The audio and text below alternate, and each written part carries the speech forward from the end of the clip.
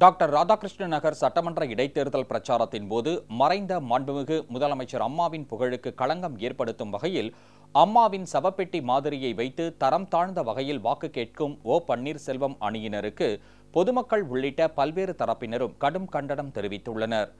அம்மாவின் ஆன்மா இவர்களை ஒருபோதும் மன்னிக்காது என்றும் அவர்கள் திட்டவட்டமாக தெரிவித்துள்ளனர்.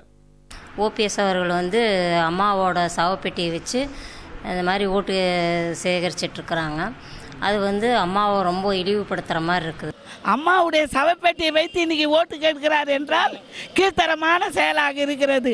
மாண்புமிகு இத தெய்வம் புரட்சித் தலைவி அம்மா அவருடைய தொகுதியிலே நடைபெறுகின்ற இடைத்தேர்தலிலே அனைவரும் தெய்வமாக ஏற்றுக்கொள்ளக்கூடிய அம்மாவுடைய சவப்பெட்டியை வைத்துக் கொண்டு ஒரு கேவலமான அரசியலை நடத்துகின்ற துரோகி ஓபிஎஸ் அவர்களையும் அதற்கு உடனடியாக இருக்கின்ற அந்த பாண்டியராஜன் அவர்களையும் இந்த தொகுதி மக்களாகிய நாங்கள் வன்மையை கண்டிக்கின்றோம். அம்மாவின் சாவை மையப்படுத்தி வாக்கு சேகரிக்கும் முறை அம்மா ஆன்மா மன்னிக்காது.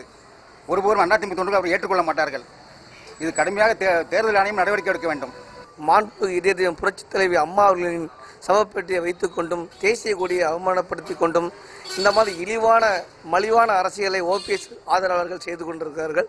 இது மிகவும் கண்டிக்கத்தக்கது. புரட்சித் தலைவி அம்மா அவர்களின் சவப்பெட்டியை வைத்துக்கொண்டு அரசியல் பண்ணும் இந்த மாஃபா பாண்டியராஜன் பிஜேபியிலிருந்து வந்துவிட்டு கட்சி தாவி கொண்டு இருக்கும் அந்த மாஃபா பாண்டியராஜன் அவர்கள் நேற்று பண்ண அநாகரிக செயலை வன்மையாக கண்டிக்கின்றனர். அனைத்து இந்திய அண்ணா திராவிட முன்னேற்ற கழக தாய்க்களத்துக்கு துரோகம் செய்த ஓபிஎஸ் அணியினர் மாண்புமிகு மகத்தான தலைவர் மக்கள் தலைவர் அம்மாவனுடைய சவப்பெட்டியை வைத்து தரம் தாழ்த்தி அரசியல் செய்து கொண்டிருக்கிறார்கள்.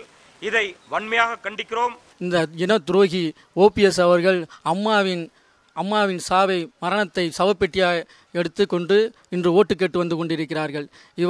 இவர்களை ஒரு நாளும் அம்மாவின் ஆன்மா மன்னிக்காது. இது எதுக்கு அம்மாவுடைய பெட்டியை வச்சுட்டு ஓட்டு கேட்கறது? என்ன முறையில் கேட்குறாங்க? இவங்களுக்கு தகுதியே கிடையாது.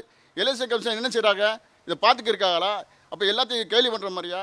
முதல்ல இவர் தகுதி இவர் எலெக்ஷன்லேருந்து இவர் நிற்கக்கூடாது. அம்மா அவர்கள் மறைந்தது வேதனையிலிருந்து இன்றும் அதிமுக தொண்டர்கள் மீளவில்லை. இந்த சூழ்நிலையில் ஆர்கே நகர் தேர்தலில் துரோகி பன்னீர்செல்வம் அம்மாவை கொச்சைப்படுத்தும் வகையில் நேற்று அவருடைய அம்மாவுடைய உடலை தேசிய கொடி போர்த்தி அசிங்கப்படுத்தி தொண்டர்கள் மனதில் வேதனைப்படுத்தியுள்ளார்.